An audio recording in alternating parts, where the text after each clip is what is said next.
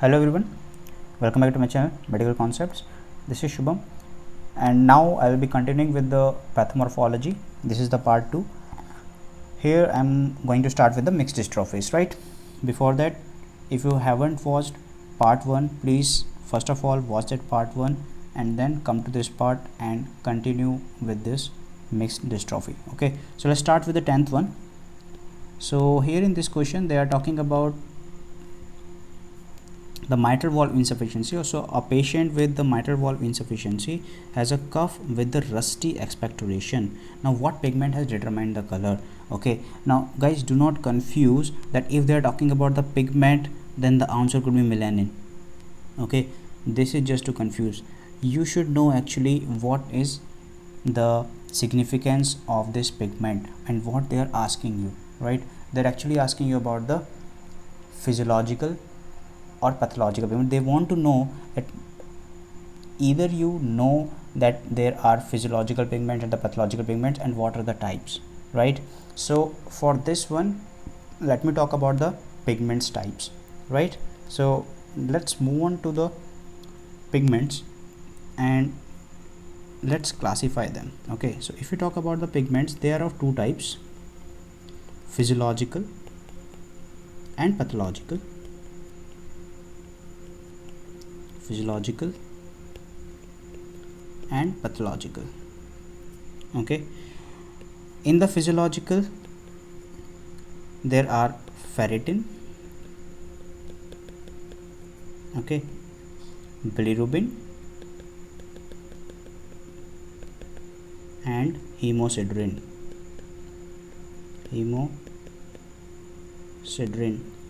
On the other hand, if you talk about the pathological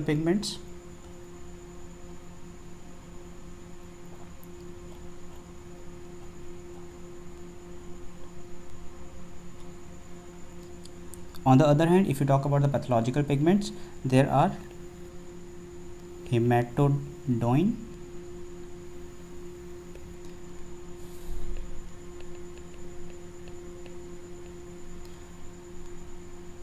on the other hand, if you talk about the pathological pigments, there are hematoidin, hematin,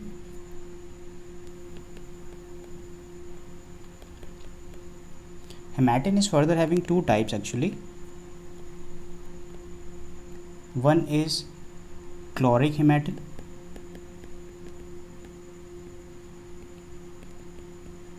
and the other one is hemomelanin.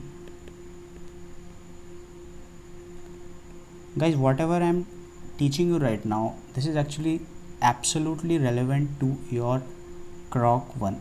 Okay, do not take this as an extra knowledge. This is actually definitely you will be needing in your MCQs. Okay, so please remember this one, that pigments are having the physiological, pathological. You will be seeing the MCQs testing your knowledge in the basis of the physiological, pathological pigments, whether you know them or not. So physiological is having ferritin, bilirubin, hemosiderin. Pathological, they are having the hematoidin or hematin. Hematin is having two types: chloric hematin and hemomelanin. Okay, starting with the physiological pigment. So first one we are having the ferritin. Ferritin is actually having it is actually a ferroprotein. And what are the locations are important actually. They are present in the liver, spleen, bone marrow, lymphatic nodes. Okay, so if you talk about the I'm not writing it over here, you can pause and you can listen to it again, right? Hemosiderin I'll be talking about that one later on. Let's talk about the bilirubin is actually the iron free pigment. Okay, as I'm talking about the pigment, so yes, they are actually containing the pigment. So first of all, ferritin is having the ferroprotein. Bilirubin, it is an iron free pigment, right? Hemosiderin, it is an iron containing pigment. So that is actually important, that this hemosiderin is actually iron containing pigment. This is iron containing pigment. They may ask you this thing, that this is the iron containing pigment. So which of the following is iron containing pigment for an example, and they may give you the options, right? Now hemosiderin, it is actually formed by the aggregates of ferritin. right? Most important finding whenever we are diagnosing the case of iron deficiency anemia, and if somebody will be asking you that how you can identify this case of on the basis of the lab analysis, how you can identify the case of iron deficiency anemia, your answer will be serum ferritin levels, right? Isn't it? So hemosiderin, it is an aggregate of ferritin. How it is identified, very very important, it is identified by light microscopy as golden yellow to brown color. Okay, light microscopy as golden yellow to brown color, golden yellow to brown color. Please note it down in your notebook. Next thing which is very very important, that hemosiderin is ferric iron. I told you it can be demonstrated by Prussian blue reaction. It can be demonstrated by Prussian blue reaction, or you can say pulse test is positive is seen in what? Hemosiderin, which is giving the pigment hemosiderin. That was your question, right? What was your question? Let's look at the question now. A patient with mitral insufficiency has a cough with a rusty expectoration. What pigment has determined the color? What was the pigment? Yes, that was the hemosiderin. That was what? That was the hemosiderin, right? Okay, moving on to the next one. Cells with brown pigment were detected in the expectoration of a patient with mitral insufficiency. Again they are asking you the mitral insufficiency. Now this time they told you that the pulse test is positive. Pulse test is positive. In the previous one they ask you pigment that was determining the color. Here they are asking you the pulse test is positive. As I told you, pulse test is positive is seen in what condition? Pulse test. Yes, pulse test is positive in hemosiderin. Pulse test is positive in what? Pulse test is positive in hemosiderin, right? So two question itself came on the hemosiderin. Hemosiderin is a part of physiological or pathological pigment? It is a part of physiological pigment, right? Okay, so what is the answer over here? Here also your answer will be the same, that is the hemosiderin, right? So here they ask you the pulse test. Okay, nice. 12th one, a patient with stomach ulcer with a bleeding has a fluid of coffee ground color. Okay, first of all they're talking about the stomach ulcer patient. Okay, ulcer, as you know, H. pylori is a very common agent which is causing the peptic ulcer, and it is causing mainly in the duodenum part. Okay, mainly in the proximal part of the duodenum, right? Drug pharmacology wise, omeprazole, PPIs are the best to treat the peptic ulcers, right? Stomach ulcers are over here with bleeding, had a fluid of coffee ground color, endoscopically detected. Okay, what pigment determines the color? Here they are asking you. Okay, so they told you about the stomach ulcer, they told you about the fluid of coffee ground. Again this question is on the pigment, because they are talking about what pigment determines the color. But now over here, did they talk about pulse test? No. Did they talk about Prussian blue reaction? No. Did they talk about that pigment where it is related to the mitral valve insufficiency? No. It is actually they are talking about the stomach ulcer. So you need to know whether it is physiological or pathological. First of all, it is not physiological, that is the pathological situation, because they are talking about the ulcer, fluid of coffee ground thing. Now let's move on to the discussion over here in the towards the pathological side. Pathological, I told you two types are there, hematoidin and hematin, right? Let me tell you about the hematoidin first. Hematoidin is actually iron free. On the other side, hemosiderin was iron containing pigment. It is actually, hematoidin is iron free. Right now I am talking about the hematoidin. Hematoidin is actually iron free. It is having which kind of crystals? It is having the orange brown crystals.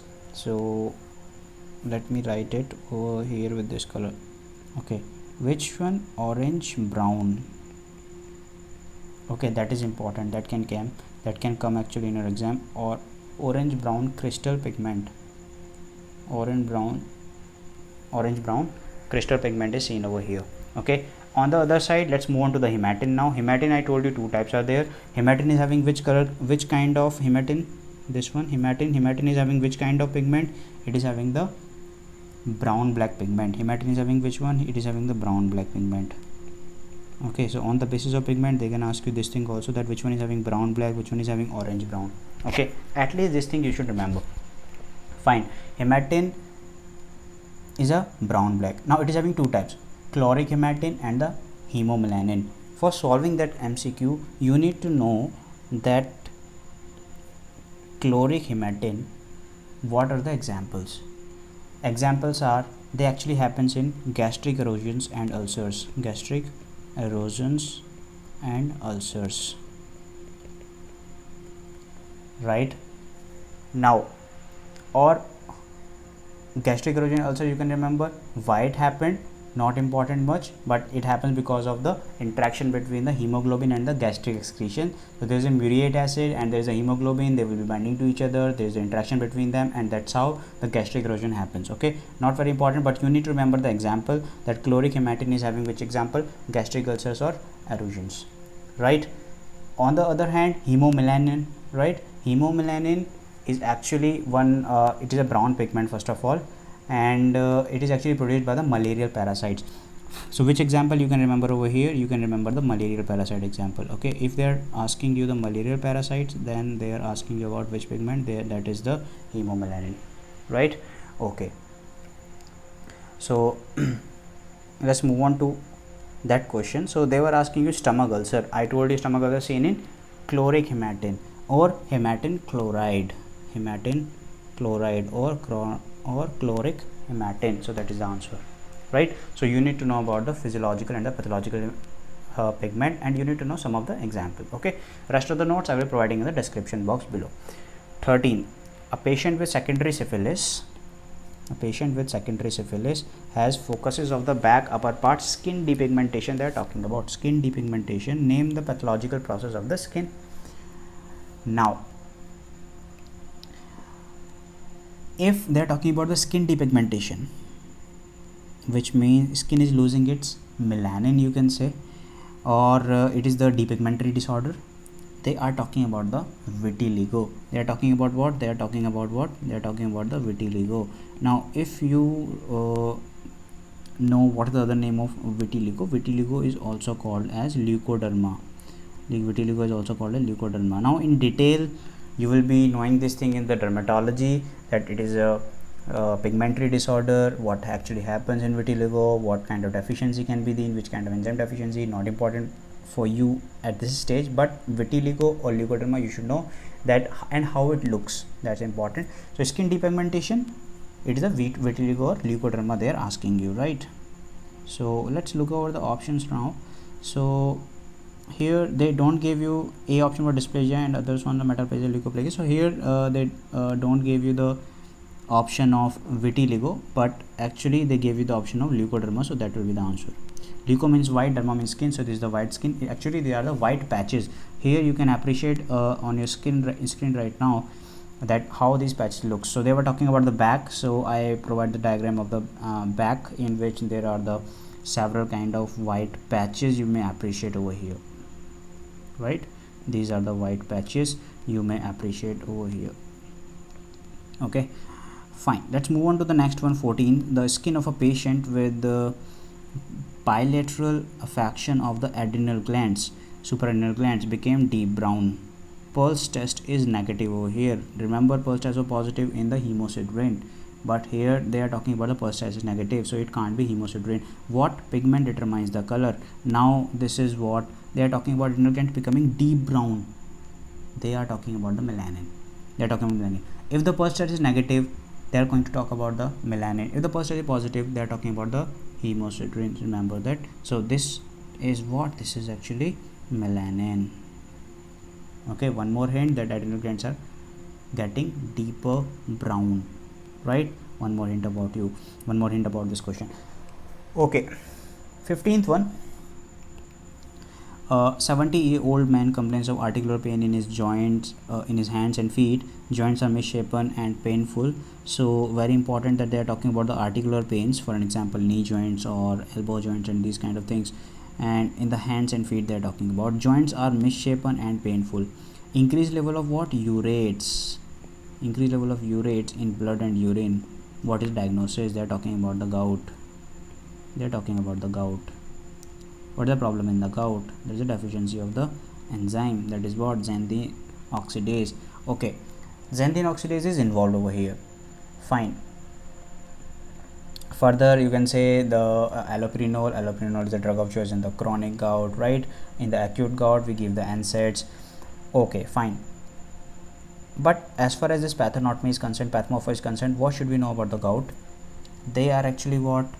This is the deposition of what? Urate crystals. Deposition of what? Urate crystals, or you can say uric acid. Okay, why there is deposition of uric acid? Because purines are not breaking down. Why purines are not breaking down? Nucleotides are part of it. So nucleotides are making up the purines.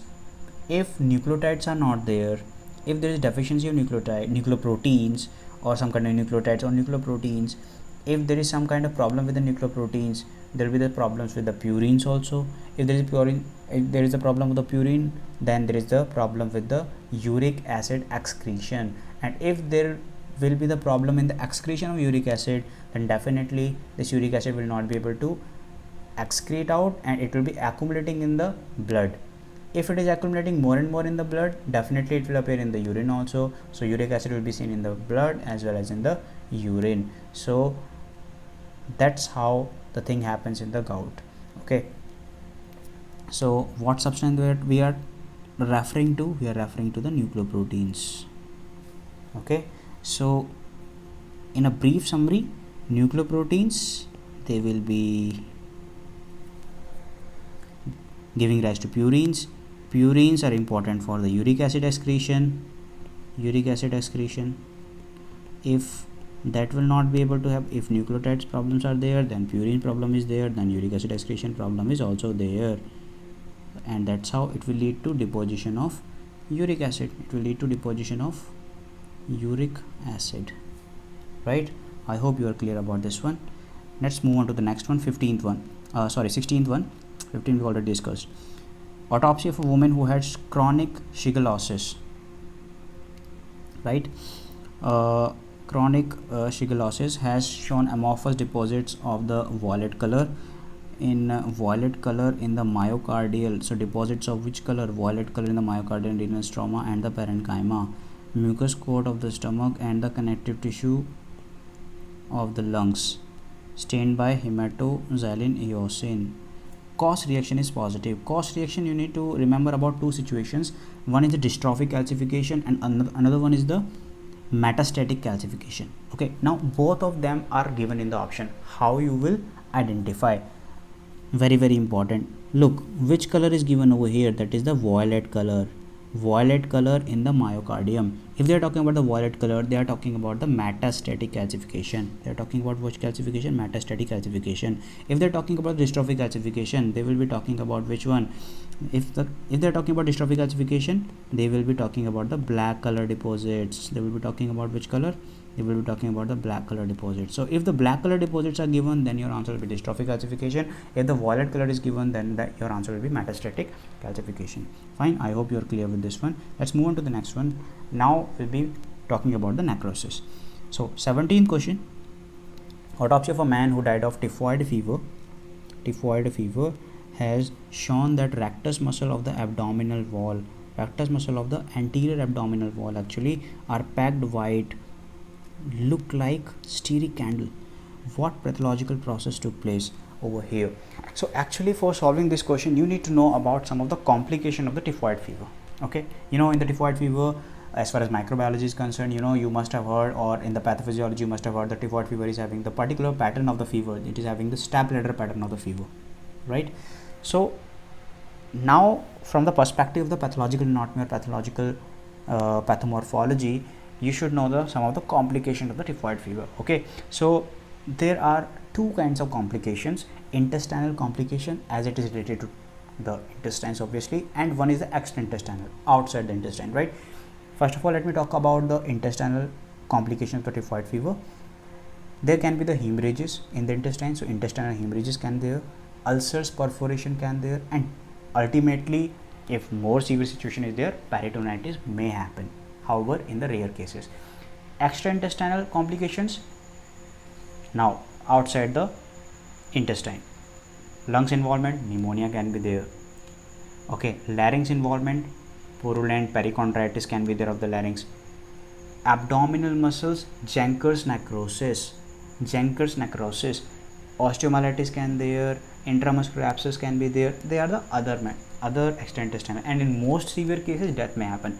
But what I am emphasizing on the extraintestinal complication. In the extraintestinal complication of typhoid fever, one of the complication is Janker's necrosis, and that's what is given in the option.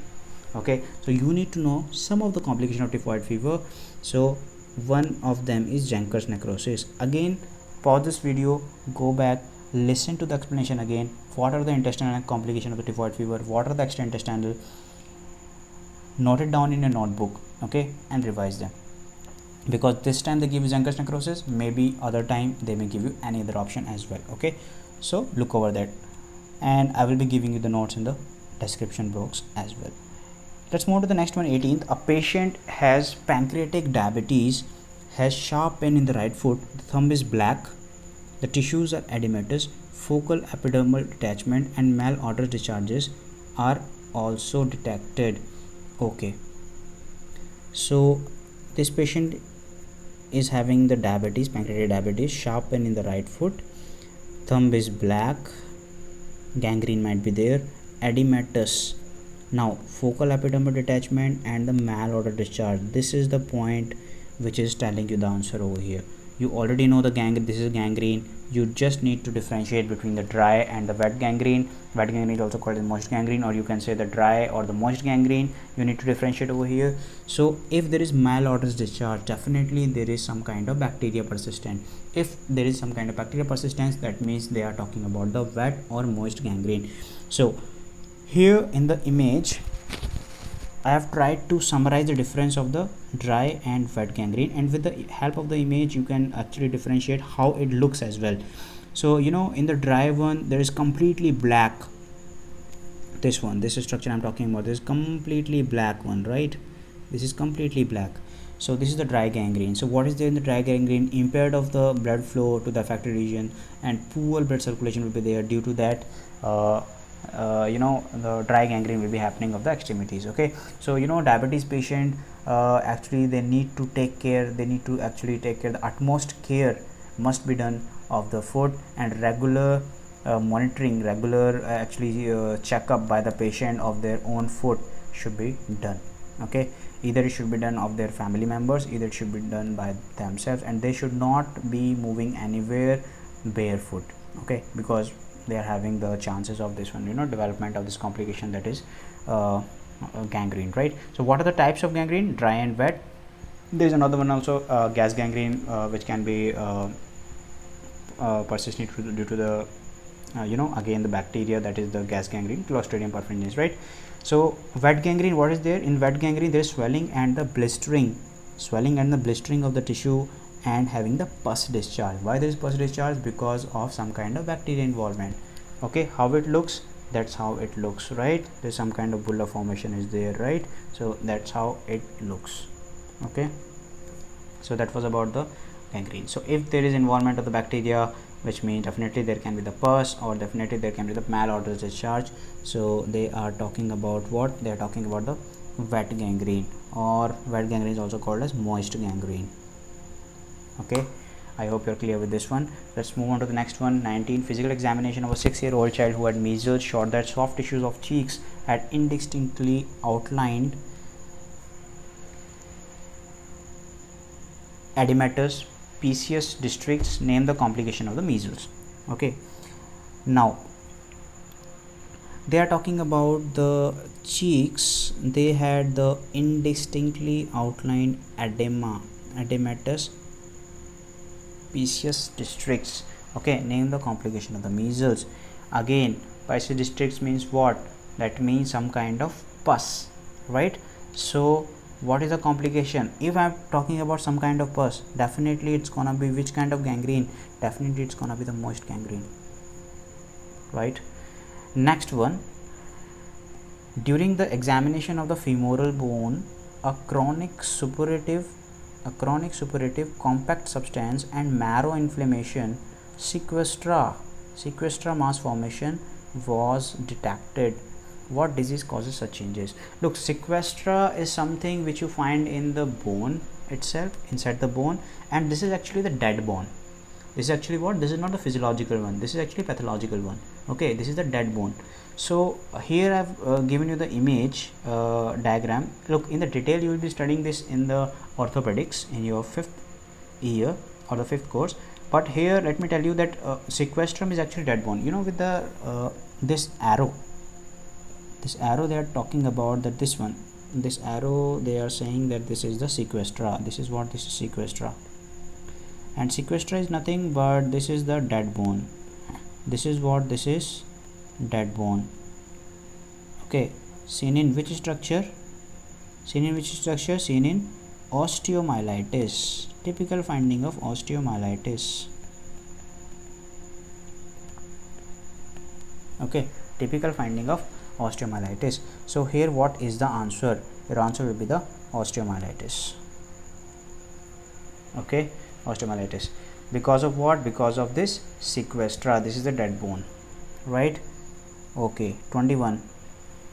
An aged person had an infarction of the right hemisphere. Okay, had an infarction of the right hemisphere. So he is having the history of the infarction of the right hemisphere. In here the person had immobility of the left limbs. CT was made. In the right hemisphere detected a cavity filled with the liquor. Cavity we can also call it as cyst. We can also call it as cyst. Okay, or we can also call it as cavern. For example, in the TB we are calling that as cavernous tuberculosis. It means they are having the cavity in the lungs, right? With unstriated walls, what pathological process was detected in the brain? So you know, first of all, the person had the infarction of the right hemisphere. After that, in an year, the person developed the immobility of the left limb. CT was made of the same person. Right hemisphere, now they are detecting a cavity filled with liquor. What is happening? After the infarction, this problem is persisting, which means this is the case of post-infarction, right? Post-infarction cavity is developing, so this is the case of post-infarction cyst. So what is the answer over here? Definitely the E option, which is given over here, that is a post-infarction cyst. Okay, I hope you are enjoying these sessions. If you are enjoying it, please share among your friends.